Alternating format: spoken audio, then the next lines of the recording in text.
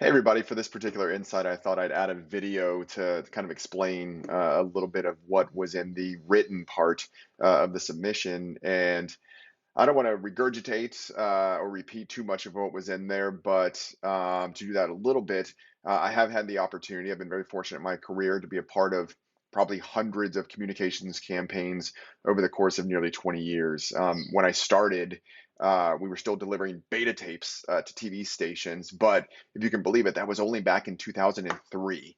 The very next year, Facebook exploded, and it's been a digital race ever since. It's hard to believe that all that has happened in, between 15 and 20 years. It feels like social media has been around forever. But I was, I guess you could say, fortunate to be around just before that to kind of see how things were done and experience both sides of that coin. But as these platforms grew, the idea of how we were going to reach audiences changed fairly dramatically in a very short amount of time.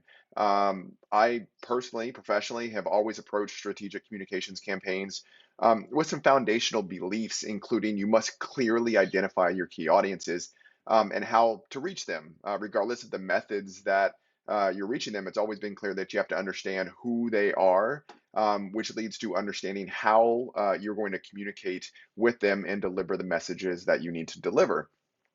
Of course, it's become exponentially more complicated in recent years, and combine that with, quite frankly, a lack of willingness within the communications field to fully embrace data and technology and analytics and accurately identifying audiences, which have become much more sophisticated and complex. Has been much more difficult, and the strategic methods that we use for communicating with them has become problematic because we don't it's hard to do that first step sometimes, or we can't or won't or are unwilling to take those steps and embrace the technology and the data and the analytics. That's unfortunately led to a lot of assumptions, and assumptions aren't always bad. As Bob Pearson said in if you had the chance to be a part of his Zoom session, sometimes you have to make assumptions, especially if you don't have the resources to use some of the tools that are out there that do require resources and money. But unfortunately, it has led to a lot of assumptions and guessing within the field. But even then, we knew this was sort of the aha moment.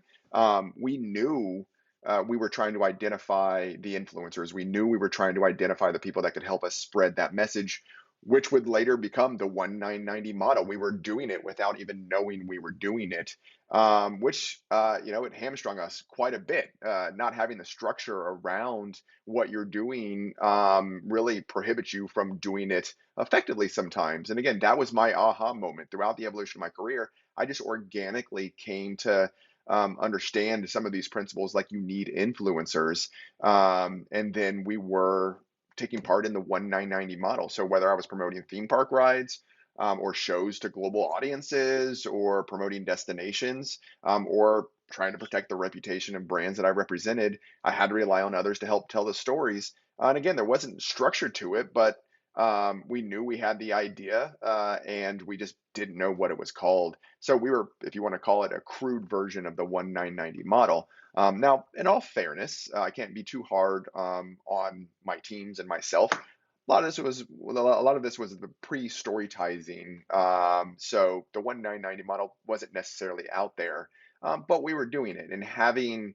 If we'd have had that structure, I guess, if knowing that structure exists and being able to combine those ideas with that structure would have allowed us to do a lot more, a lot faster. So again, I don't want to repeat too much of what was in the written part of this submission, but really the key takeaway is this: data is invaluable, and it's part of the reasons, quite frankly, again, the communications industry struggles or has struggled and hasn't yet mastered that art of using data and numbers, and pairing it with the creative part of what we do and what we're so good at doing as an industry.